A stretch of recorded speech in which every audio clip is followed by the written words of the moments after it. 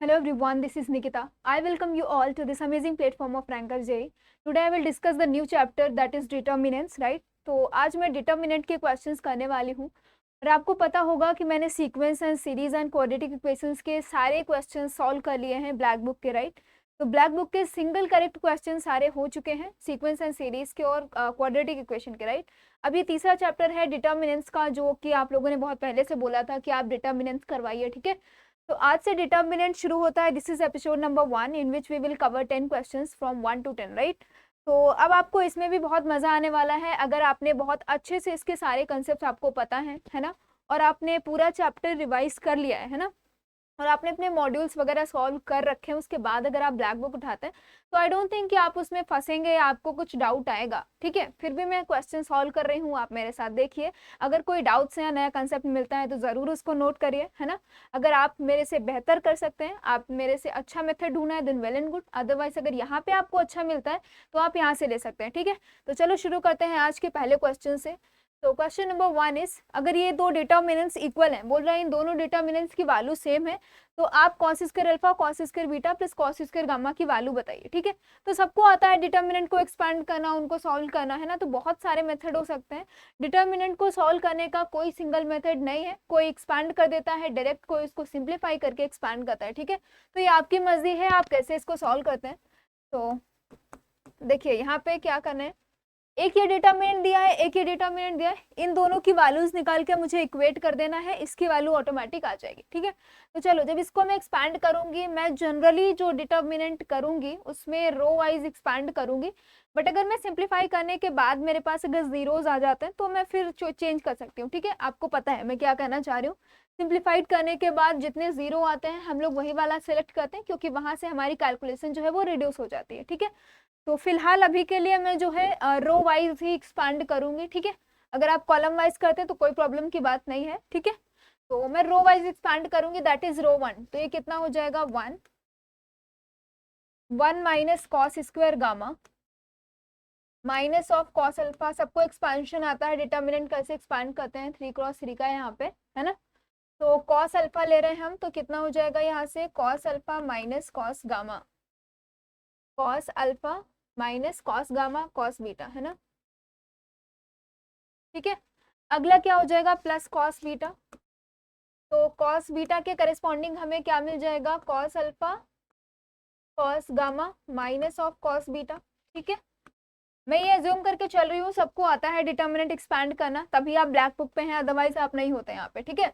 चलिए सेकंड वाले में क्या है, ये तो जीरो ही हो जाएगा. So minus of cos alpha, तो कॉस अल्फा के अकॉर्डिंग हमें क्या मिलेगा, मैं रो 1 के अलॉन्ग एक्सपैंड कर रही हूँ. तो कॉस अल्फा तो कितना हो जाएगा, 0 और minus of cos beta cos gamma, right? और फिर क्या आएगा यहाँ पे, इसके थ्रू मैं एक्सपैंड कर रही हूँ, तो ये वाला तो 0 हो गया और ये आ गया. अगला क्या है मेरे पास, कॉस बीटा. तो कॉस बीटा के अकॉर्डिंग हमें क्या मिल रहा है, ऐसे cos alpha cos gamma, right? तो कॉस अल्फा कॉस गामा. बस अब आपको ये एक्सपैंड हो गया है, अब आपको इसको सिंप्लीफाई कर देना है, इसकी वैल्यू आ जाएगी. तो यहाँ पे क्या लिखा हुआ है, 1 माइनस कॉस स्क्वायर गामा, और ये हो जाएगा minus of cos square alpha plus cos alpha cos beta cos gamma, है ना? सिमिलरली यहाँ पे भी आप देख रहे हैं cos alpha cos beta cos gamma है, तो मैं इसको 2 टाइम्स कर सकती हूँ यहीं पे, है ना? तो this is 2 times cos alpha cos beta cos gamma, और यहाँ पे क्या हो जाएगा, minus of cos square beta. अब आप देख पा रहे होंगे ये लिखा है cos alpha cos beta cos gamma, similarly same term यहाँ पे भी है, तो ये हो जाएगा 2 times cos alpha cos beta and cos gamma. अब आप देख पा रहे होंगे दोनों साइड सेम चीज लिखी हुई है, तो क्या मैं इसको काट सकती हूँ, है ना, हटा सकती हूँ यहाँ से. तो अब आपसे पूछ रहा था cos square alpha cos square beta cos square gamma की वैल्यू, तो आप देख पा रहे होंगे सारा कुछ माइनस में है, तो इसको राइट में लेके जाओगे तो आपके पास आ जाएगा cos square gamma plus cos square alpha plus cos square beta is nothing but 1, ठीक है? तो ये खत्म सवाल, कुछ नहीं था, बहुत ईजी था. So option number A is correct, ठीक है? चलो क्वेश्चन नंबर 2 कह रहे हैं, let the following system of equations. आपके पास non homogeneous system of linear equations है, तो this is non homogeneous system of linear equations, right? ये है आपके पास. तो कह रहा है कि हैज नो सॉल्यूशन. अब आप बताइए, अगर आपके पास non homogeneous system of linear equations है और बोल रहा है कि नो सोल्यूशन, तो किस किस को वो चारों कंडीशंस याद है? जिसको याद है वो सारा रिकॉल करेगा, तुरंत उसके माइंड में आ जाएगी कौन सी वाली कंडीशन हमें लगानी है, आप पुट करेंगे, आपका आंसर आ जाएगा। बट जिसको आता ही नहीं है, जिसको कंडीशंस ही नहीं पता है, वो देखता रहेगा इधर उधर, आपका टाइम भी वेस्ट होगा, तो कुछ नहीं होगा। ठीक है, अगर आपको नहीं याद होती है कंडीशंस, तो आप क्या करिए, उसके कॉन्सेप्ट पे जाइए, आप उसका डेरिवेशन करिए कि ऐसा आता क्यों है। ठीक है, तो आपको याद हो जाएगा। और यहाँ पे कह रहे हैं वैसे भी देखिए नो सोल्यूशन होता है, तो अगर हम क्रैमर्स रूल फॉलो करते हैं तो सबको पता है एक्स की वैल्यू क्या होती है, देखिए d1/d होती है और y की वैल्यू होती है d2/d and z is equal to d3/d। I hope सबको पता है ये। और d क्या होता है, डिटर्मिनेंट, जब आप इसके कोएफिशिएंट से निकालते हैं। और d1 d2 d3 सबको पता है। d1 क्या होता है, जब मैं फर्स्ट वाले कॉलम को इस वाले राइट हैंड साइड से रिप्लेस कर देते हैं। d2 इज जब मैं सेकेंड वाले कॉलम को इस वाले से रिप्लेस कर दूं, एंड d3 इज जब मैं थर्ड वाले कॉलम को राइट हैंड साइड से रिप्लेस कर दूं। आई थिंक सबको पता है। ओके, तो यहाँ से जब मैं d निकालूंगी तो क्या होता है, देखिए अब मैंने बोला कि यहाँ से d की वैल्यू तो 0 हो जाए, but d1 is not equal to 0। तो अब बताइए x की वैल्यू क्या हो गई, यहाँ पे कोई नॉन जीरो नंबर हो, ठीक है, और डिवाइड में कोई चीज 0 लिखी हो, तो ये तो कुछ इनफाइनाइट तरीके का आ जाएगा, and this doesn't belongs to real number. Okay, तो यहाँ से आप बोल पाएंगे there does not exist any solution if you will write d is equal to 0 and d1 is non zero. ठीक है, तो अगर आप ये कंडीशन डालते हैं तो आपके पास कुछ ऐसा मिल जाएगा कि नॉन होमोजेनियस सिस्टम के पास नो सोल्यूशन होगा। ठीक है, तो हम यही कंडीशन यूज करने वाले हैं। तो d इक्वल टू 0, सो तो d यहाँ पे क्या है, जो आपके पास कोएफिशिएंट्स हैं उनका जो आपके पास एक डिटर्मिनेंट बनेगा उसको सॉल्व करना है। तो कितना आ रहा है आपके पास, k1 1 1 k1 और 1 1 k, है ना, क्या आ रहा है। बस आपको सिंप्लीफाई करना है, k की वैल्यूज निकालनी है कि कौन कौन सी आ रहे हैं। तो देखिए k टाइम्स, मैं फर्स्ट रो के अलोंग ही एक्सपांड करूंगी हर क्वेश्चन में। ठीक है, तो मैं ये वाला रो ले रही हूँ, तो कितना हो जाएगा यहाँ से k² -1 फिर -1, तो अब कितना आ जाएगा k -1 and the third entry will be 1 - k, right. और इसको बोलना क्या है, इक्वल टू 0, है ना, d equal to 0 and d1 is non zero. तो अब आप देख पा रहे होंगे यहाँ सब में से आपको k -1 कॉमन मिल रहा है, सो k -1 कॉमन ले लीजिए आप।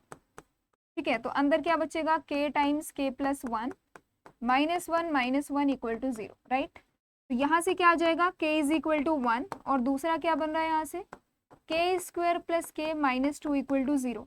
तो आपको पता है यहाँ से आपके पास कौन कौन से नंबर्स आ रहे हैं, तो आपको ऑब्वियस सी बात है यहाँ पे +2k -k रखना पड़ेगा, मतलब k² प्लस 2k -k -2 = 0।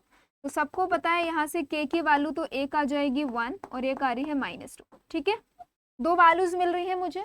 अब मैं जब d1 को नॉन जीरो करती हूँ तब देखिए कौन सी वैल्यू आएगी। तो d1 की जगह आपको क्या बताया मैंने कि फर्स्ट वाले कॉलम की जगह आपको राइट हैंड साइड वाली एंट्री रिप्लेस कर देनी है, दैट इज 1k k², है ना। तो ये हो जाएगा 1k k², नीचे क्या बच रहा है 1k1 और दूसरा क्या है 1 1 k। ओके, अब इसको आपको बोलना था कि ये नॉन जीरो होना चाहिए, सिंप्लीफाई कर देना है, k की जो वैल्यू आ जाएगी वो आपको ले लेनी है। ठीक है, और आपसे पूछ क्या रहा है यहाँ पे, मॉड k की वैल्यू आ रही है, अगर नेगेटिव आ रहा है तो आपको आंसर देना है प्लस में। ठीक है, चलिए तो इसको सिंप्लीफाई करेंगे तो देखिए यहाँ से क्या आ जाएगा। अगर मैं इसको थोड़ा सा सिंप्लीफाइड करने से पहले ही इसको अगर मैं थोड़ा सा इसको सिंप्लीफाई कर लूँ तो देखिए, अगर मैं ये वाला ऑपरेशन लगाऊं, दिस इज नॉन जीरो है ऑलरेडी, है ना। तो देखिए मैं क्या करने वाली हूँ यहाँ से, अगर मैं ये कर देती हूँ C2 में कुछ चेंजेस कर रही हूँ मैं, C2 - C1, तो देखिए क्या आ रहा है यहाँ से, ये तो सेम रहेगा 1k k², C2 - C1 that is 0 0 1 - k², और ये हो जाएगा 1 1 k। बस अब आपको पता है कि आप कौन सा वाला कॉलम चूज करेंगे एक्सपांड करने के लिए, तो मैं कॉलम 2 यूज करूंगी। तो कॉलम 2 में आपको पता है ये प्लस होगा, तो हम 3 एंट्रीज लेंगे, so plus minus plus. Okay,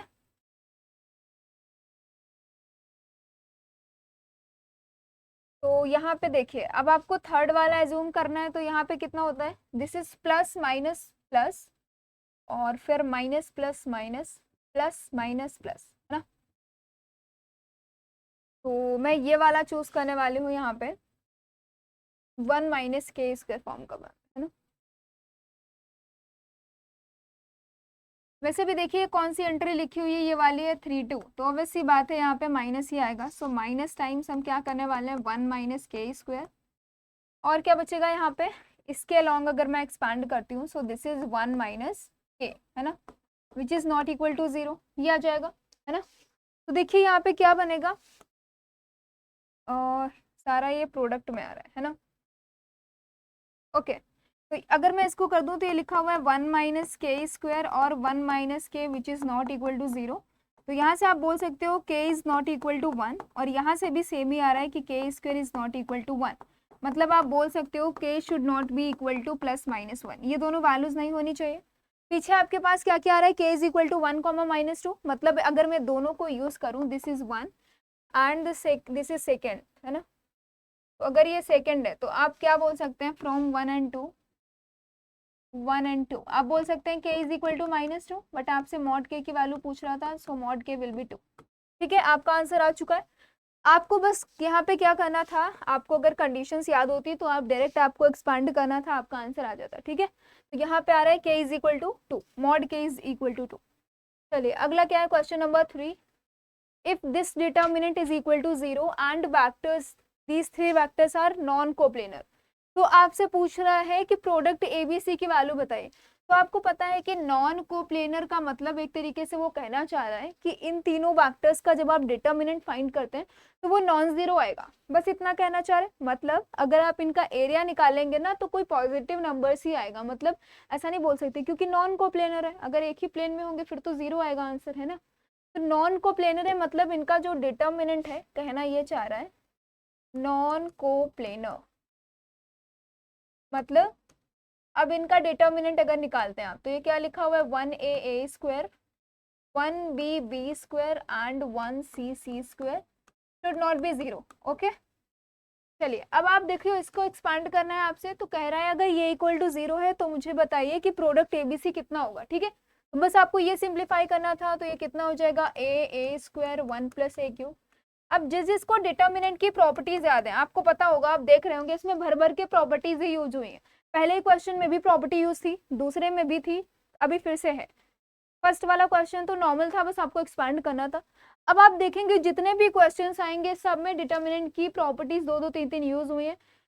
तो अगर आप एंट्री करते हैं इस एपिसोड को देखने के लिए या फिर ब्लैक बुक को सॉल्व कर रहे हैं तो आई होप, या फिर अगर नहीं पता है तो मेक श्योर कि आपको सारी प्रॉपर्टीज आती हो। ठीक है, अदरवाइज मैं यहाँ पे प्रॉपर्टी नहीं सिखाऊंगी आपको कि ये लगानी, बट जस्ट मैं आपको बताऊंगी और सॉल्व करूंगी। ठीक है, तो देखिए अब आप देख पा रहे होंगे, एक बार मैं पूरा नोट कर लूँ फिर आपको बताती हूँ। बी स्क्वायर बी क्यूब, सी स्क्वायर सी क्यूब, 1 प्लस सी क्यूब। अब आपको पता है कि अगर कुछ इस तरीके का आपके पास डिटर्मिनेंट लिखा हुआ है, अगर आपको पता है कि अगर एक कॉलम में सम के कॉम्बिनेशन के फॉर्म में टर्म्स लिखी हुई है तो आपको पता है आपका डिटर्मिनेंट स्प्लिट हो जाता है। सपोज यहाँ पे 3 टर्म्स का सम लिखा होता है तो 3 डिटर्मिनेंट आते हैं। यहाँ पे 2 टर्म्स का सम लिखा हुआ है तो ये 2 डिटर्मिनेंट में स्प्लिट कर सकते हैं आपको, इसको बोलते हैं स्प्लिट थ्योरम, और यू कैन से जो स्प्लिट वाली प्रॉपर्टी होती है। ठीक है, तो देखिए कौन कौन से 2 डिटर्मिनेंट आएंगे, एक आएगा ए स्क्वायर 1, बी स्क्वायर 1 और सी स्क्वायर 1, और सेकेंड वाला आएगा A square A cube, B square B cube and C square C cube. Okay, और ये इक्वल टू आपको 0 पता है, राइट। तो अब देखिए आप क्या कर सकते हैं, इस वाले डिटर्मिनेंट से आप कुछ कॉमन निकाल पा रहे हैं क्या। तो यहाँ पे देखिए लिखा हुआ है, अब मैं एक बार इसको दोनों को अगर मैं रिप्लेस कर दूं तो ये वाला डिटर्मिनेंट कुछ कुछ ऐसा दिखेगा, या फिर इसको आप ऐसे भी बोल सकते थे, और 1a square 1b square 1c square, कोई भी चेंजेस नहीं होते हैं। आपको पता है अगर मैं डिटर्मिनेंट की सारी रोज या कॉलम इंटरचेंज कर दूं तो there will be no change in determinant. ठीक है, तो मैंने क्या किया, इन दोनों को इंटरचेंज कर दिया, तो यहाँ पे एक माइनस का साइन आएगा। सबको पता है अगर आप एक रो या कॉलम इंटरचेंज करते हैं तो एक साइन आता है माइनस का, राइट। तो ये कितना हो जाएगा, देखिए 1 1 1, और फिर अब देखिए अब मुझे क्या करना है, यहाँ पे मैं जब a लेके आऊंगी तो मुझे a को भी इधर भेजना पड़ेगा और a स्क्वायर को इधर, तो इन दोनों को भी इंटरचेंज करूंगी तो फिर से एक माइनस का साइन आएगा, तो 2 माइनस के साइन आपके पास आ जाएंगे। फिर यहाँ पे आएगा a b c, a square b square c square, right. यहाँ पे देखिए आपके फर्स्ट वाली रो में जो है ए कॉमन आ रहा है सब में से, सेकंड वाली में बी। अब आपको कॉमन लेने की भी प्रॉपर्टी आनी चाहिए कि कॉमन कैसे लेते हैं। तो अगर सिंगल रो या सिंगल कॉलम में आपको कोई भी एलिमेंट कॉमन मिल रहा है तो आप निकाल सकते हैं विदाउट एनी टेंशन। ओके, तो डेटा मैट्रिक्स में क्या करना होता है, आपको सारी एंट्रीज से निकालना होता है अगर सारी एंट्रीज में कॉमन है। बट यहाँ पे क्या होता है, सिंगल रो या सिंगल कॉलम में अगर कुछ कॉमन मिलता है then you can take common, right. तो यहाँ से आपने क्या किया, ए कॉमन ले लिया, सेकेंड वाली रो से आपने बी कॉमन ले लिया, थर्ड वाली से सी। तो कितना आ जाएगा यहाँ पे 1a square 1b square 1c square equal to 0। ठीक है, अब आप कुछ कुछ देख पा रहे हैं क्या, ये वाला डिटर्मिनेंट और ये वाला डिटर्मिनेंट सेम है तो मैं कॉमन ले सकती हूँ। ओके, तो देखिए क्या आ जाएगा यहाँ से 1a square 1b square 1c square और मल्टीप्लाइड में क्या आ जाएगा, उधर तो 1 बचेगा और सेकेंड वाले के साथ ABC था विच इज इक्वल टू 0। अब आपको पता है पीछे कि इसकी वैल्यू नॉन जीरो है, so this is non zero है, तो ऑब्वियस सी बात है इसको ये जीरो होना पड़ेगा सो दैट ये पूरा प्रोडक्ट जीरो हो जाए, है ना।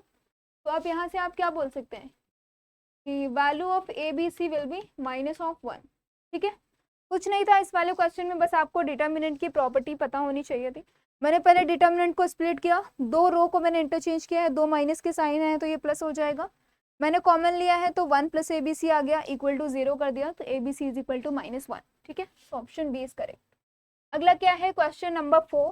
फिर से सेम प्रॉपर्टी यहाँ पे भी लगानी है। तो क्या कह रहा है, देखिए if the system of linear equations, ये आपके पास होमोजेनियस सिस्टम है तो आपको होमोजेनियस और नॉन होमोजेनियस सिस्टम की सारी कंडीशंस पता होनी चाहिए। अब कह रहा है कि आपके पास एक homogeneous system of linear equations है, उसके पास है non zero solution, then ABC are in which progression, आपसे ये पूछ रहा है। तो आपको पता है कि अगर आपके पास homogeneous system of linear equations है, उसके पास कोई नॉन जीरो सॉल्यूशन है, मतलब वो ट्रिवियल सॉल्यूशन की बात नहीं कर रहा है, नॉन जीरो सॉल्यूशन की बात हो रही है। तो बताइए कि ABC किस में होंगे। तो आपको पता होनी चाहिए कंडीशन क्या होती है, डिटर्मिनेंट शुड बी 0। तो ये इसकी कंडीशन है, D should be 0 for non-zero solution, right? For non-zero solution of homogeneous system of linear equation, right? Homogeneous system of linear equations। ठीक है, तो बस इतना ही करना था। अब D इक्वल टू 0 करना है तो देखिए D की वैल्यू यहाँ से क्या आ जाएगी, D क्या होता है यहाँ पे, डिटर्मिनेंट किसका निकालते हैं, कोएफिशिएंट मैट्रिक्स का। तो यहाँ पे देखिए क्या हो जाएगा 1 2a a 1 3b b और यहाँ पे क्या आ रहा है 1 4c और c। बस कुछ नहीं है, इसको सिंप्लीफाई करना है, इक्वल टू 0 करना है, आपका जो भी आंसर आने वाला होगा वो आ जाएगा, है ना। तो क्या मैं इसको थोड़ा सा रिड्यूस कर लूँ, अगर मैं रिड्यूस करूँ तो देखो मैं क्या कर सकती हूँ। यहाँ पे आप क्या करिए, R2 में एक ऑपरेशन लगाइए R2 - R1 का और R3 में R3 - R1 का। तो आप देख पा रहे होंगे 1 - 1 जो है 0, पहला वाला तो सेम रहेगा, सो 1 2a R2 - R1 करना है तो ये 0 हो जाएगा, ये हो जाएगा 3b - 2a और ये हो जाएगा b - a। फिर आपको क्या करना है R3 - R1, तो फिर से ये वाला टर्म 0 हो जाएगा और ये आ जाएगा 4c - 2a और ये आ जाएगा c - a इक्वल टू 0। ठीक है, तो बस मैंने दो ऑपरेशंस लगाए हैं, देखो सिंप्लीफाई हो गया। अब मैं कॉलम 1 के अलोंग एक्सपांड करूंगी क्योंकि मुझे ज़्यादा कैलकुलेशन नहीं करनी पड़ेगी, सिर्फ फर्स्ट वाली एंट्री के अकॉर्डिंग हमें कर लेना है सॉल्व। ठीक है, तो 1 लिखना है, A11 के अलोंग में एक्सपांड कर रही हूँ तो ये कितना आ जाएगा, देखिए 3b - 2a, है ना। तो 3b - 2a इंटू में क्या आएगा c - a माइनस ऑफ, हाँ माइनस में कितना आ जाएगा 4c - 2a 4c - 2a और इंटू में है b - a, right, b - a equal to 0। बस इसको सिंप्लीफाई करना है। और अभी मैंने इससे पहले आपको सीक्वेंस और सीरीज चैप्टर पढ़ाया है तो आपको एपी भी पता है। अगर 3 टर्म्स ABC एपी में है तो क्या कंडीशन आती है, जीपी में है, एचपी में है, तो सब कुछ आपको पता है। अब जो रिलेशन आएगा वहां से आप बोल पाएंगे कि एपी में है, जीपी में है या फिर एचपी में। ओके, तो ये आपका काम है, मैं पहले सिंप्लीफाई कर रही हूँ फिर आप बताइएगा किस में। ओके, तो कितना हो जाएगा, ये देखिए 3bc minus of 3ab minus of 2ac plus twice of a square. Okay, अब यहाँ पे क्या आ जाएगा, minus of 4BC plus 4AC plus 2AB minus of 2A² equal to 0, है ना। इतना दिख रहा है कि आपको, अब आप देख पा रहे होंगे प्लस 2A² माइनस 2A², कुछ कुछ कैंसिल होगा यहाँ से। तो देखिए यहाँ पे है 3BC और यहाँ पे है 4BC, तो ये कितना हो जाएगा, minus of BC minus 3AB 2AB, so this will be minus of AB। अब बचा क्या है आपके पास, AC, है ना। तो यहाँ पे माइनस 2AC है plus 4AC, that is 2 times AC equal to 0। तो आप यहाँ से बोल सकते हैं 2 times AC is equal to B times A plus C, और you can say 2/B is equal to A plus C divide by AC। तो अब बताइए ये किस चीज़ की कंडीशन है, तो सबको पता है कि ABC आर इन HP, है ना। तो यहाँ से आप बहुत अच्छे से बोल सकते हैं कि ABC are in harmonic progression, right. चलिए, तो ये आपका आंसर आ चुका है, ABC आर इन HP। बहुत आसान सा था ये भी, बस डिटर्मिनेंट को इक्वल टू 0 पुट करना था, ABC में रिलेशन देखना था, आंसर टिक करना था। ओके। 5 कह रहा है if the number of quadratic polynomials ax² plus 2bx plus c which satisfy the following conditions. आपको 3 कंडीशंस दी हैं, इन कंडीशंस को यूज करके आपको लैम्डा की वैल्यू निकालनी है। ओके। तो देखिए क्या कह रहा है कि अगर आपके पास एक क्वाड्रेटिक पॉलिनोमियल है, उसमें ABC जो सारे डिस्टिंक्ट है, मैं सारी कंडीशंस नोट कर लेती हूँ। So A is not equal to B is not equal to C।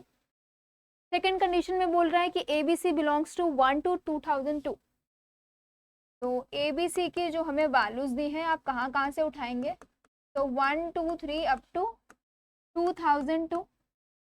Now third condition क्या है, x plus 1 divides ax² plus 2bx plus c। तो अगर ये x प्लस 1 इसका फैक्टर है, तो आपको पता है x इज इक्वल टू -1 इसको सेटिस्फाई करेगा। तो x इज इक्वल टू -1 रखूंगे तो कितना हो जाएगा, a टाइम्स -1 का whole square plus 2b -1 plus c equal to 0, है ना। आपको पता है कि रूट जो है वो अपनी इक्वेशन को सेटिस्फाई करता है, तो यहाँ से ये कंडीशन आ जाएगी। मतलब आप बोल सकते हैं a minus 2b plus c equal to 0। यहाँ से आप बोल सकते हैं कि a plus C is equal to 2b। ये किस चीज़ का रिलेशन है बताइए, अगर a plus C is equal to 2b है तो a b c किस में होंगे, AP में, है ना। So this implies a b c are in AP। तो अब तो यहाँ से आपको कुछ कुछ हिंट मिल चुकी है, और आपको पता है कि A B C तीनों इक्वल नहीं है, तो आप एक चीज़ और बोल सकते हैं कि this will be non constant AP। ठीक है। अब देखिए ये नॉन कॉन्स्टेंट AP है और A B C जो है 1 2 3 अप टू ऐसे शुरू है, तो आप ये भी बोल सकते हैं कि नॉन कॉन्स्टेंट इंक्रीजिंग AP आपके पास आने वाली है। तो आप AB के बारे में इतना जान चुके हैं कि ये नॉन कॉन्स्टेंट AP होगी और इंक्रीजिंग AP आएगी, मतलब D की वैल्यू हमेशा जो है वो पॉजिटिव आएगी। इतना कुछ इन्फॉर्मेशन मिल चुका है आपको। अब आगे प्रोसीड करते हैं। आपसे कह रहा है कि जितने भी आपके पास ट्रिपलेट पॉसिबल हैं ABC के, कितने पॉलिनोमियल्स पॉसिबल हैं आप ये बोल सकते हैं, या फिर क्योंकि आपको पता है कि ABC से ही आपका जो क्वाड्रेटिक पॉलिनोमियल बन रहा है, तो जितने आपके पास ट्रिपलेट ABC पॉसिबल होंगे उतने ही क्वाड्रेटिक पॉलिनोमियल पॉसिबल होंगे। तो मुझे क्या फाइंड करना है कि नंबर ऑफ ट्रिपलेट जितने भी पॉसिबल होंगे, है ना, दैट इज ABC। तो उन सब का जो सम लिखा है ना, उसकी वैल्यू कितनी लिखी है यहाँ पे, 1000 लैम्डा। तो अब जब आप सम ऑफ ट्रिपलेट काउंट करेंगे, जो भी वैल्यू आएगी उसको इक्वेट करना है 1000 लैम्डा से, तो लैम्डा की वैल्यू आप बहुत इजीली निकाल पाएंगे। तो हमारा टास्क क्या है कि नंबर ऑफ ट्रिपलेट फाइंड करना और उनका फिर सम कर देना, राइट। चलिए, तो हाँ, तो आगे कैसे प्रोसीड करें, देखिए आपको पता है कि ABC है वो नॉन कांस्टेंट AP है, इंक्रीजिंग AP है। तो सपोज मैंने D की वैल्यू एक बार क्या ले लिया, 1। तो जैसे ही मैं D की वैल्यू 1 लेती हूँ, अब बताइए आपके पास सपोज मैंने पहला टर्म भी 1 ले लिया A, और आपको पता है कि ABC जो है वो AP में है ना, ABC are not equals and सारे जो है वो पॉजिटिव हैं। ठीक है। इतनी इन्फॉर्मेशन के बाद आप कुछ मुझे बता सकते हैं, अगर मैंने A की वैल्यू 1 ली है तो B की वैल्यू क्या आएगी, सबको पता है B की वैल्यू आएगी 2 और C की वैल्यू आएगी 3। तो कौन कौन से ट्रिपलेट पॉसिबल है, पहला तो आ सकता है 1 2 3। फिर सपोज मैंने A की वैल्यू 2 ले ली है, तो बताइए कौन से नंबर आएंगे, 2 3 4।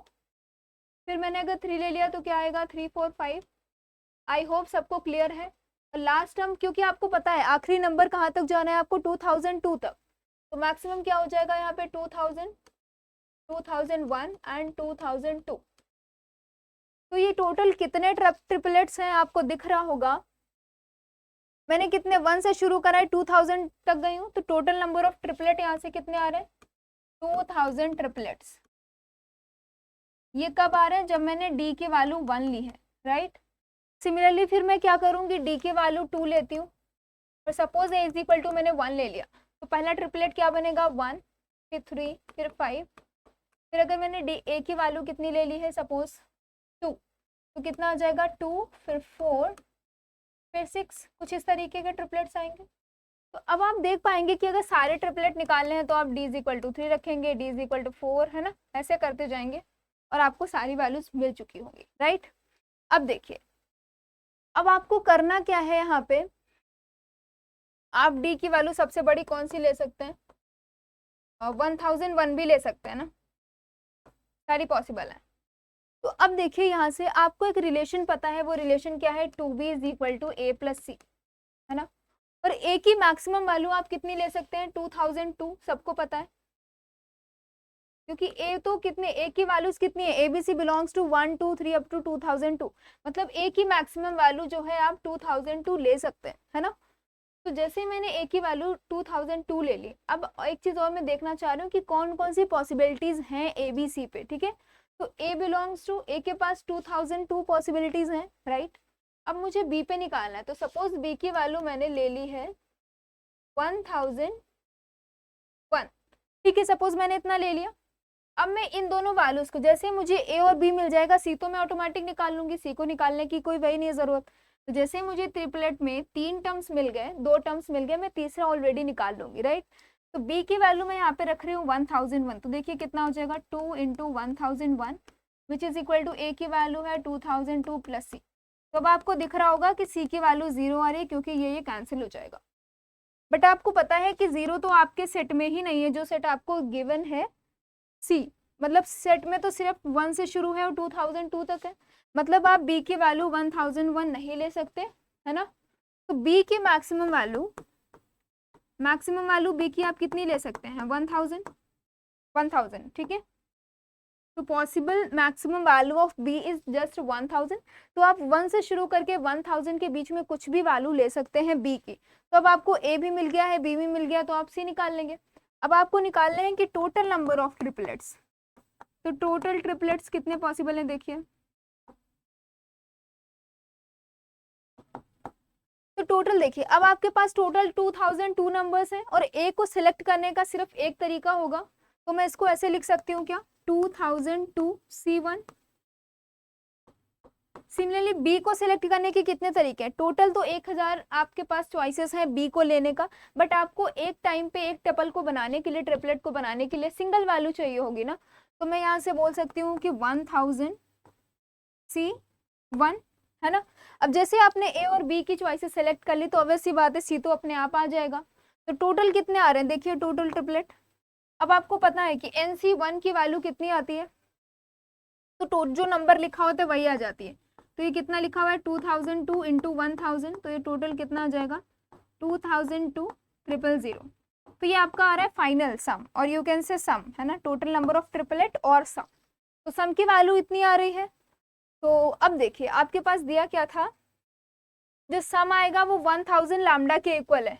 अब जो आपका सम आ रहा है उसकी वैल्यू आ रही है 2002 और 000, और किससे इक्वेट कर देना है आपको, इससे मैंने बोला था, है ना।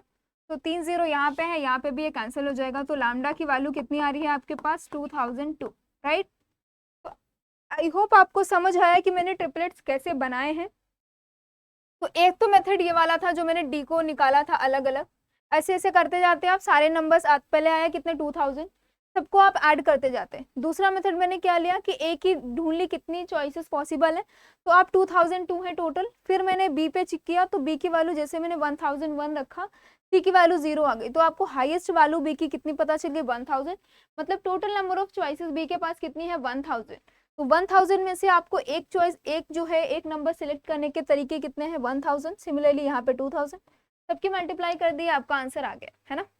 चलिए, तो इसका आंसर आया है 2002, तो ऑप्शन ए इज करेक्ट।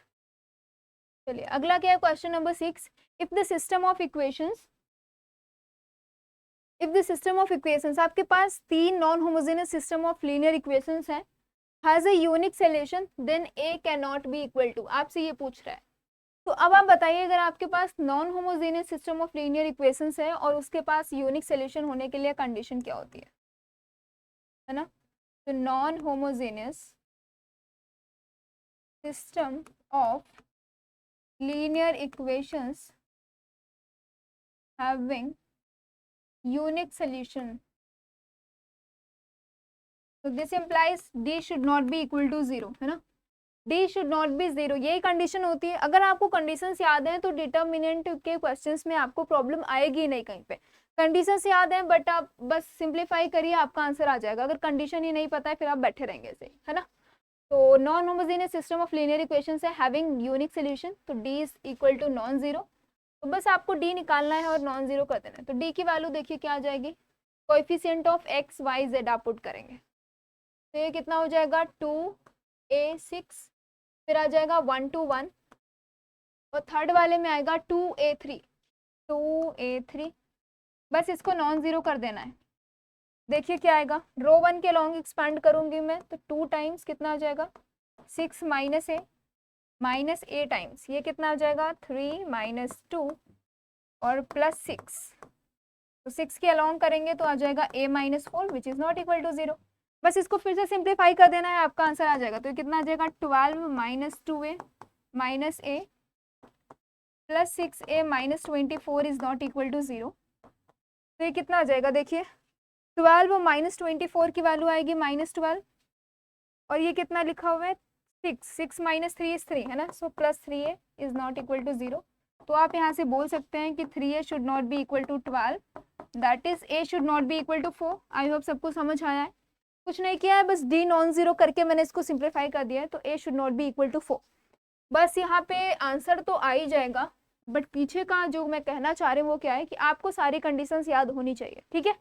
तभी आपको अच्छा लगेगा करने में, अदरवाइज आपको मजा ही नहीं आएगा आगे के एपिसोड्स देखने में, है ना? तो आपको कंडीशंस याद होनी चाहिए और करते जाइए क्वेश्चन। कह रहे हैं if one of the roots of this equation is equal to zero. अच्छा, ये जो है डिटर्मिनेंट, इसकी इक्वेशन जो आएगी, एक रूट इसका x इज इक्वल टू 2 है, तो कह रहा है then the sum of all the 5 roots is, मतलब कहने का मतलब ये हो गया इसके पास 6 रूट्स आएंगे जब आप इसको सिंप्लीफाई करेंगे, है ना? तो आपके पास एक डिग्री 6 की इक्वेशन बनेगी, उसका एक रूट आपको पता है x इज इक्वल टू 2, तो कह रहा है जो रिमेनिंग 5 रूट्स होंगे उनकी मुझे सम बताइए कि क्या आएगा, है ना? तो रिमेनिंग 5 रूट्स का सम आपको निकालना है। तो पहली चीज क्या करनी है, इसको ही आपको एक्सपांड करना है ना? तो बहुत बच्चे क्या करते हैं, मेथड 1 डायरेक्ट एक्सपांड, है ना? डायरेक्ट एक्सपांड, और जो कि बहुत होता है लेंदी, तो आप इसको नहीं करिएगा, है ना? सेकंड मेथड, मेथड 2 जो है, क्या करना होता है इसको, first simplify the determinant then expand, है ना? तो पहले आप क्या करिए, डिटर्मिनेंट को सिंप्लीफाई कर लीजिए, उसके बाद एक्सपांड करिए, सो आपका जो है टाइम कम लगता है ना? इसमें आपका टाइम भी कम लगता है और आपको मजा भी आता है करने में। आप जो डायरेक्ट एक्सपांड कर देते हैं ना, फिर उसको सिंप्लीफाई करते करते आपका टाइम चला जाता है 10-12 मिनट। तो आप मेथड 2 अप्लाई करिए, मेथड 1 नहीं, ठीक है? तो मेथड 2 में अप्लाई करने जा रही हूँ। तो अब बताइए आपको कुछ इसमें रिलेशन दिखा है क्या, या तो तीनों रोज है, तीनों कॉलम्स में कुछ कुछ आपको दिख रहा है क्या? तो आप देख पा रहे होंगे कि जब आप कॉलम 1 को, जो है कॉलम 1, उसकी सारी एंट्रीज को ऐड करते हैं तो कितना आ रहा है, 7 + 2 9 -13 कितना होता है 7 ना? तो 9, और यहाँ पे देख रहे हैं एक्स स्क्वायर, तो सब में आ रहा है x square -13 + 9, x square -13 + 9, x square -13 + 9। तो जैसे ही आप सारे कॉलम्स की एंट्रीज को ऐड करते हैं तो आपके पास एक कॉमन एंट्री आती है, कौन सी? तो हम मेथड 2 लगाने वाले हैं, है ना? तो देखिए हम क्या करने वाले हैं, यहाँ पे आपको इक्वल टू 0 तरीके का कुछ दिया है, मैं ऑपरेशन लगा रही हूँ R1 में, तो R1 + R2 + R3, ठीक है? तो रो 1 में मैं क्या करूंगी, सारी एंट्रीज ऐड हो जाएंगी, सिमिलरली रो 2 की, रो 3 की। तो देखिए क्या आ रहा है आपके पास सब में कॉमन, सो 7 + 2 प्लस एक्स स्क्वायर माइनस 13, तो ये कितना आ जाएगा देखिए, एक्स स्क्वायर माइनस 7 है ना, ये आ रहा है सब में कॉमन। तो जैसे ही मैंने ये वाला ऑपरेशन लगाऊंगी तो आपको पता है कि पहली एंट्री क्या बन जाएगी, x square minus 7, second entry भी आ जाएगी एक्स स्क्वायर माइनस 7 और थर्ड वाली एंट्री भी आ जाएगी एक्स स्क्वायर माइनस 7। अब आपको रिमेनिंग वाला सेम लिख देना है एज इट इज, है ना। तो ये कितना आ रहा है, 7 आएगा, 13 है ना, यहाँ पे 4 आएगा ना, दिस इज 4,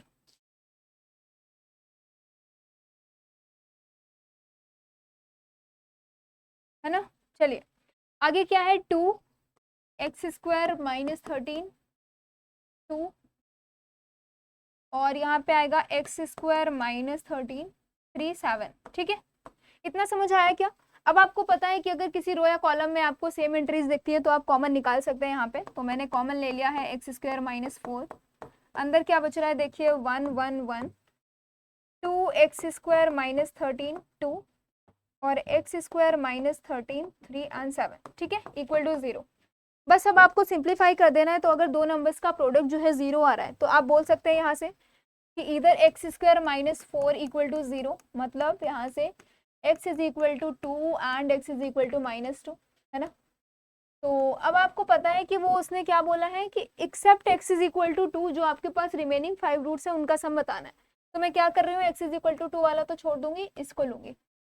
फिर दूसरा फैक्टर क्या बच रहा है, इसको सिंप्लीफाई करना है आपके पास। तो ये क्या लिखा हुआ है, 1 1 1 1 1 1 2 x square minus 13, x square minus 13 और आ रहा है 2, फिर क्या है एक्स स्क्वायर माइनस 13 3 7, है ना, एक्स स्क्वायर माइनस 13 3 एंड 7। एक तो इसको 0 करना है, फिर बहुत सारे बच्चे क्या करेंगे, इसको फिर से एक्सपांड कर देंगे, फिर घंटों लगाएंगे इसको सॉल्व करने में। तो आप क्या करिए, पहले ही इसको थोड़ा सा सिंप्लीफाई कर लीजिए। तो देखिए मैं क्या करने वाली हूँ, C2 minus C1 first operation and C3 में करूंगी मैं C3 माइनस C1, ठीक है। देखिए पहला वाला तो सेम ही रहेगा, सो 1 2 एक्स स्क्वायर माइनस 13। अब आपको क्या करना है कि C2 माइनस C1 कर दिया सो दैट कुछ ऊपर वाली एंट्री 0 बन जाएंगी। फिर मैं रो 1 के अलॉन्ग एक्सपैंड कर दूंगी, बहुत इजीली आंसर आ जाएगा, है ना। तो C2 माइनस C1 कितना आ जाएगा, 0। फिर x square minus 13 minus 2 that is x square minus 50, तो 3 माइनस एक्स स्क्वायर प्लस 13, और ये वाला भी 0 हो जाएगा, और 2 माइनस 2 भी 0 आ जाएगा, है ना। और यहाँ पे कितना बचेगा, 7 minus X square plus 13 equal to 0। इसको सिंप्लीफाई करेंगे आप तो देखिए मैं इस वाले के अलॉन्ग एक्सपांड कर रही हूँ, तो 1 और ये कितना आएगा, x square minus 15 into minus X square plus 20, right. तो ये वाला तो और ये वाला तो 0 ही हो जाएगा, तो इक्वल टू 0 ये आ रहा है। तो यहाँ से आप बोल सकते हैं कि X square is equal to 15 and X square is equal to 20, है ना, ये आ जाएगा। तो आप और भी बोल सकते हैं, दोनों ही पॉसिबिलिटी हैं इसके लिए। तो x इज इक्वल टू 15 आ रहा है तो x की वैल्यू 2 आ जाएंगी, एक तो आएगा प्लस स्क्वायर रूट ऑफ 15 और दूसरा आएगा minus of square root of 15। इस वाले से क्या आ जाएगा, x is equal to root 20 and x is equal to minus of root 20। अब आपको खुद ही पता चल गया होगा कि सम क्या आने वाला है इन सब का। तो जैसे आप इन सबको ऐड करेंगे ये तो 0 हो जाएगा, क्योंकि ये प्लस में है माइनस है, प्लस में है माइनस है। तो टोटल सम कितना आ जाएगा रिमेनिंग 5 रूट्स का, तो जो एक एक्स्ट्रा बचा था ये वाला वही आ जाएगा आपका आंसर -2, है ना, क्योंकि ये सारा ऐड करने के बाद आपको 0 दे देंगे, है ना। योर आंसर इज -2, है ना। तो ये भी आसान था, कुछ इसमें नहीं था, बस आपको सिंप्लीफाई करना आना चाहिए डिटर्मिनेंट। चलिए अगला क्या है, 9 the system of equations this has a non trivial solution for. अब आप देख पा रहे होंगे ये होमोजेनियस सिस्टम है, सेम अभी हम पीछे करके आए हैं शायद ऐसा ही कुछ। Homogeneous system of linear equations था, उसके पास कह रहा था non trivial solution, has a non trivial solution, okay okay.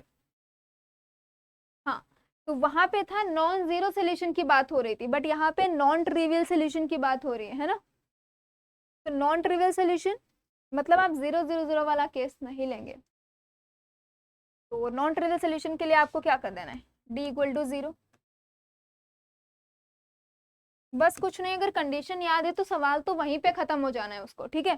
तो d इक्वल टू 0 करेंगे तो बताइए कौन कौन से नंबर्स आ रहे हैं, k k प्लस 1 और क्या आ रहा है k माइनस 1, फिर आएगा k plus 1, k minus 2 and k minus 1, k plus 2 और ये k, ठीक है, equal to 0।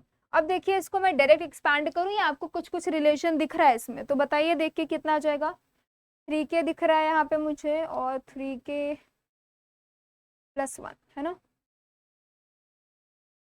k plus 1, k minus 1, तो यहाँ से तो सिर्फ 3k आएगा, यहाँ से आएगा 3k माइनस 1, यहाँ से आएगा 3k प्लस 1, तो यहाँ पे कुछ कुछ मुझे नहीं दिख रहा है इतना, 3k माइनस 3 आएगा, है ना। तो आपको ऐसा कुछ रिलेशन नहीं दिख रहा है तो आप क्या कर सकते हैं, या तो सब्ट्रैक्ट ही कर दीजिए, कुछ को थोड़ा सिंप्लीफाई हो जाएगा एटलीस्ट, राइट। तो देखो मैं क्या करने वाली हूँ यहाँ पे, R2 में चेंजेस कर रही हूँ, R2 minus R1, similarly R3 में चेंज कर रही हूँ मैं R3 माइनस R1, ओके। तो अब देखिए फर्स्ट वाला तो सेम रहेगा k plus 1 and k minus 1। अब आपको क्या करना है कि R2 माइनस R1 करना है, सो R2 माइनस R1 कितना हो जाएगा यहाँ से 1, फिर k minus 1 that is minus 1, इसको सब्ट्रैक्ट करेंगे तो k minus 2 minus k plus 1 that is minus 1। Similarly ये वाला तो k माइनस 1 माइनस k, तो दिस इज माइनस 1 और यहाँ से आ जाएगा 1 और ये आ जाएगा 1, ठीक है, बस खत्म हो गया। अब आपको इसको सिंप्लीफाई करना है, तो देखिए कितने सॉल्यूशंस आते हैं, जितने नंबर्स आएंगे वही आपकी वैल्यूज हो जाएंगी k की, है ना। तो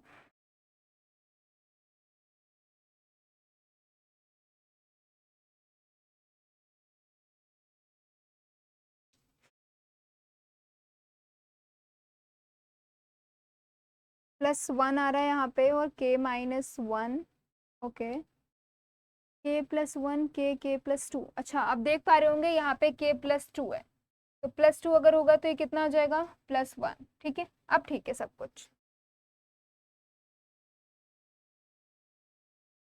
है ना।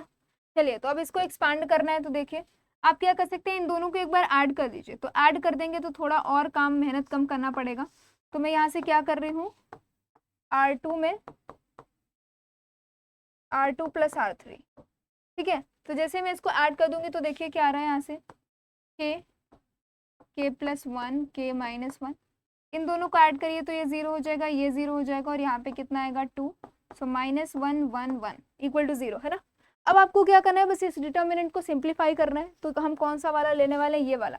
तो ये कौन सी एंट्री होती है 2 3, सो 2 3 is odd number that is 5, तो माइनस के साइन के साथ एक्सपांड होगा ये, सो माइनस 1। अब देखिए क्या आ रहा है, ये 2 टाइम्स, मैं इसके लॉन्ग एक्सपैंड करूंगी तो कितना हो जाएगा k प्लस 1, है ना। तो k प्लस 1 इक्वल टू 0, है ना। तो यहाँ से कितना हो जाएगा माइनस 2, अगर मैं इसको 0 कर दूँ तो आ रहा है 2k प्लस 1 इक्वल टू 0, तो this implies k is equal to आ रहा है minus of half. I hope ये ठीक आ रहा है कैलकुलेशन, है ना। मैंने यहाँ पे किया तो आ रहा है ये 2 3 दैट इज 5, सो माइनस 2 लेंगे तो ये हो जाएगा k माइनस माइनस प्लस, तो k टाइम्स k प्लस 1, है ना। तो ये वाला तो 0 हो जाएगा पूरा, so 2k plus 1 equal to 0, k is equal to minus half. तो आपको k की सिंगल वैल्यू मिल रही है, सिंगल वैल्यू आ रही है k की। तो देखिए कौन कौन से ऑप्शन है, exactly 3 real values of k and minus half belongs to real number. तो 2 रियल नंबर आ रहा है, इनफाइनाइट आ रहा है, एग्जैक्टली 1, तो एग्जैक्टली 1 आ रहा है, तो आपका आंसर हो जाएगा ऑप्शन नंबर सी, ठीक है।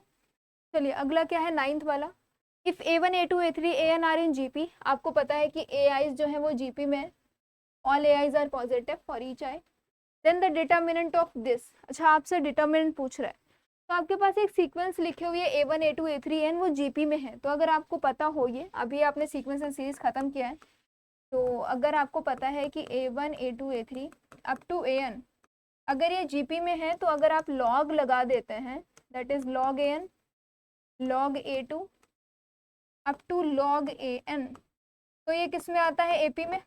इतना समझ आया क्या, आपको याद भी होंगी अब ये प्रॉपर्टीज, ठीक है। अगर ये GP में है तो अगर आप लॉग लगा देते तो वो AP में चला जाता है।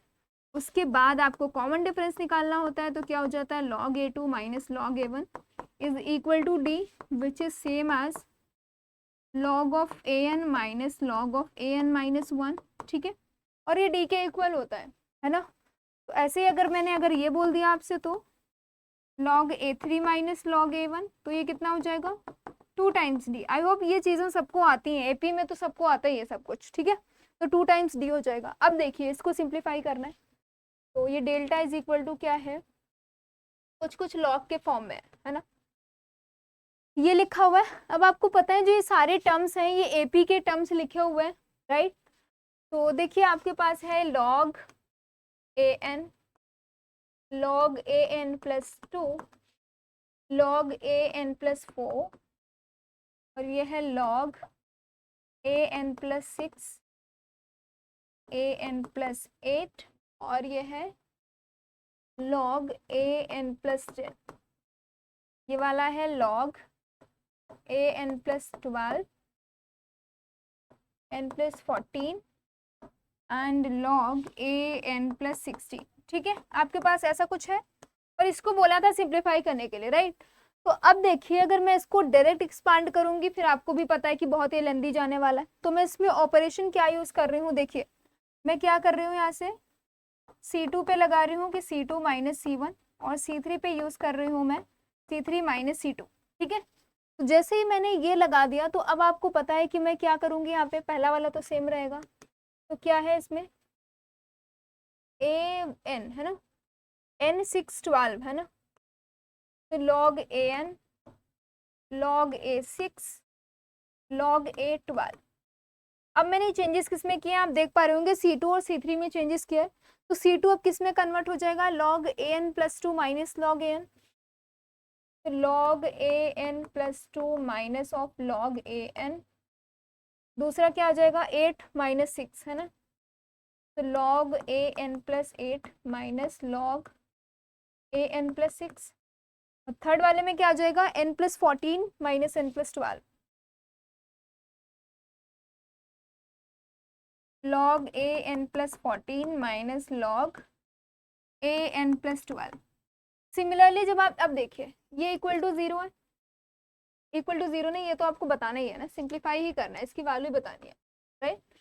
देखिए अब आपको पता है कि अगर ये एपी के टर्म्स लिखे हुए हैं, तो इनका जो डिफरेंस आने वाला होगा वो कितना हो जाएगा 2 टाइम्स डी, क्योंकि an प्लस 2 माइनस an है, और an के बाद an प्लस 1 आएगा, फिर an प्लस 2 आएगा, मतलब 2 टर्म्स का डिफरेंस है, तो यहाँ पे कितना आ जाएगा ट्वाइस ऑफ डी। सिमिलरली जब मैं ये वाला ऑपरेशन लगाती हूँ C3 is equal to C3 minus C2, मतलब ये वाला an plus 4 minus an plus 2। तो अब मैं इसको ना लिख के डायरेक्ट वैल्यू लिख रही हूँ 2d 2d 2d, where d is the common difference. तो आपको पता है इसकी वैल्यू भी d आएगी, तो this is log an, log a6 n plus 6 ना, n प्लस 6, और ये है n प्लस 12, और ये है log an प्लस 12। ठीक है, तो अब आपको पता है इसकी वैल्यू भी 2d है, ये भी 2d है, दिस इज 2d। अब देखिए अब यहाँ पे प्रॉपर्टी क्या यूज हो रही है, अगर आपका डिटर्मिनेंट में 2 रोज या 2 कॉलम सेम है, तो आपको पता है कि उसकी वैल्यू क्या आती है 0, तो योर फाइनल आंसर इज 0। इस डिटर्मिनेंट की वैल्यू क्या आ रही है 0। अब देखिए मैंने आपको ये प्रॉपर बताया है, 2-3 मिनट मेरे खत्म हुए हैं, बट आपको कैसे करना है, अगर एक बार आप सीख गए हैं तो दोबारा आप टाइम वेस्ट मत करिए, आप बिना इसको पेन उठाए भी यूज कर सकते हैं, इसको सॉल्व कर सकते हैं। जैसे देखिए आपके पास ये जीपी में था, आपको डायरेक्ट देख के पता चल गया होगा, जैसे ही मैं लॉग लगाऊंगा या लगाऊंगी तो ये एपी में कन्वर्ट हो जाएगा। फिर आप इसके टर्म्स पे एक बार नजर डालिए तो आपको दिख रहा होगा, जैसे मैं कोई ऑपरेशन लगाऊंगी, तो वैसे भी अगर आपको पता है कि अगर टर्म्स एपी में है और सेम कॉमन डिफरेंस पे अगर टर्म्स यूज हो रहे हैं, जैसे n है n plus 2 n plus 4 n plus 6 n plus 8, अगर इस तरीके की प्रॉपर्टी ही है, अगर टर्म्स उसके एपी में लिखे हुए हैं, तो उसका डिटर्मिनेंट ही 0 ही आता है, पहला मेथड। दूसरा क्या है, आप देख रहे होंगे जैसे ही मैं थोड़ा सा ऑपरेशन लगाऊंगी, यही वाला ऑपरेशन, तो डायरेक्ट आपको लग जाएगा इसका डिफरेंस, अच्छा इसमें भी 2d आएगा, इसमें भी आएगा, 2 कॉलम सेम हो जाएंगे, आंसर 0।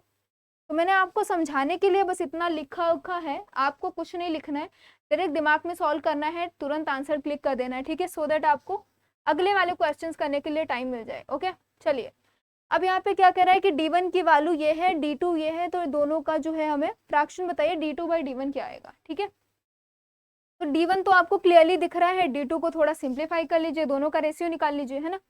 तो देखिए d2, अब यहाँ पे सबको पता है कि प्रॉपर्टी क्या यूज होगी, मैंने बोला था अगर कोई रो या कॉलम आपके सम के फॉर्म में लिखा हुआ है, लीनियर कॉम्बिनेशन में लिखा हुआ, तो ये सारे अलग हो जाते हैं, तो यहाँ पे तीन जो है तीन सम के फॉर्म में लिखा है, तीन टर्म्स है, तो ये जो है डिटर्मिनेंट आपके तीन में स्प्लिट हो जाएगा। इसको बोल सकते हैं आप D2 D3 D4, अगर ये नाम ना दे तो आपको पता है ये तीन डिटर्मिनेंट्स में स्प्लिट हो जाएगा, है ना। तो पहला क्या आएगा, पहला वाला कॉलम लिखिए, ये दोनों कॉलम को लिख लीजिए, फिर सेकंड वाला कॉलम लिखिए, ये दोनों कॉलम, फिर थर्ड वाला कॉलम, फिर ये दोनों कॉलम, राइट। तो देखिए क्या आ जाएगा, ये वाला A1 B1 C1, यहाँ पे क्या आ रहा है, फिर देखिए क्या आएगा 2A3 2B3 2 5 आएगा। तो आपको पता है किसी रो या कॉलम में अगर आपको कोई एलिमेंट सेम दिखता है तो आप बाहर निकाल सकते हैं। तो इस वाले से मैंने क्या कर दिया, बाहर निकाल दिया, तो ये कितना बाहर आ जाएगा 2। फिर इस वाले से अगर मैं बाहर निकालूंगी तो कितना कॉमन आएगा 5, ठीक है। तो 2 × 5, अब मैं सेम लिख दे रही हूँ, तो ये क्या लिखा हुआ है A3 B3 C3 A2 B2 C2, ठीक है। अगला वाला देखिए क्या आएगा, मैं सेकंड वाला कॉलम यूज कर रही हूँ, तो अभी के लिए मैं ऐसे लिख रही हूँ, कॉमन बाद में निकालूंगी नहीं तो आपको समझ नहीं आएगा। ये क्या आ जाएगा 2A3 2B3 2C3, और ये आएगा 5A2 5B2 5C2, ठीक है। अगला थर्ड डिटर्मिनेंट देखिए क्या बनेगा, थर्ड वाले को लिखना है आपको, that is 3A3 3B3 3C3, और ये कितना आ जाएगा 3 times A3 2 times A3 2 times B3 2 times C3, और 5A2 5B2 5C। ये अब आप देख पा रहे होंगे यहाँ पे A3 B3 C3 लिखा हुआ है, यहाँ पे भी A3 B3 C3 लिखा है। तो मतलब जैसे आपने 3 और 2 को बाहर कॉमन निकाला, फिर आपके पास दो कॉलम सेम आ जाएंगे, तो इसकी वैल्यू भी 0 हो जाएगी। सिमिलरली यहाँ पे A2 B2 C2 लिखा हुआ है, आप 2 कॉमन निकालेंगे बाहर, 5 कॉमन निकालेंगे, फिर से आपके पास पहला और थर्ड कॉलम सेम हो जाएगा, तो इसकी वैल्यू भी 0 आ जाएगी। बचा कौन सा आपके पास, ये वाला। तो देखिए यहाँ पे क्या लिखा हुआ है, D2 = 10 times A1 B1 C1। फिर वैसे अगर देखा जाए तो 1 के बाद 2 आना चाहिए, मतलब A1 B1 C1, फिर A2 B2 C2 वाला आना चाहिए कॉलम। आपके इसमें भी A2 B2 के बाद B वाला कॉलम आ रहा है, B1 B2 B3, ठीक है। तो अब आप क्या करिए, इस वाले को इधर लेके आएंगे तो आपको इंटरचेंज करना पड़ेगा, तो माइनस का साइन आगे आ जाएगा। तो अब ये क्या है, A1 B1 C1 A2 B2 C2 A3 B3 C3, है ना। अब यहाँ पे A1 A2 A3 जो है इंटरचेंज है, तो अगर मैं इसका ट्रांसपोज कर दूंगी तो एक और कितना, 2 माइनस के साइन आएंगे ना। अगर मैं ट्रांसपोज कर दूं इसका, हाँ, तो देखिए इस पूरे को अगर मैं रिवर्स करूंगी तो आप देख पा रहे होंगे कि 2 रोज एक 2 बार चेंज होंगी, तो माइनस का साइन आएगा, है ना। अगर मैं इसका ट्रांसपोज लूंगी तो डिटर्मिनेंट सेम आता है, तो -10 तो आएगा ही, और -1 की पावर कितना आ जाएगा 2, क्योंकि 2 बार इंटरचेंज हुई होंगी, है ना। तो कितना बनेगा, ये देखिए A1 A2 A3, और ये क्या आएगा B1 B2 B3 C1 C2 C3, ठीक है। तो देखिए आपके पास फाइनल कितना आ रहा है, ये वाला किसकी वैल्यू लिखी है, -10 टाइम्स D1, और ये किसकी वैल्यू थी D2। तो अब आपको अगर निकालना है कि D2/D1 कह रहा था, तो D2/D1 कितना आ जाएगा यहाँ से, -10, है ना।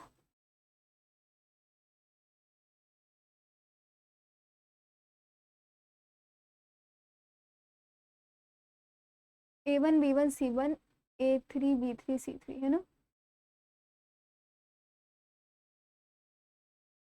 ठीक है, तो यहाँ से कितना आ रहा है आपका answer, -10। Okay, so option B is correct. तो आज के 10 क्वेश्चंस हो गए हैं सारे यहीं पे, है ना। तो आई होप आपको समझ आए होंगे, समझ इन द सेंस कुछ आज था नहीं, अगर आपको प्रॉपर्टीज याद है, आपको सारे कंसेप्ट याद हैं, आपने पूरा पढ़ रखा है, तो आई होप कोई भी प्रॉब्लम आपको नहीं हुई होगी, सारे क्वेश्चंस में मजा आया होगा करने में, ठीक है। तो thank you so much for watching, have a nice day, bye bye.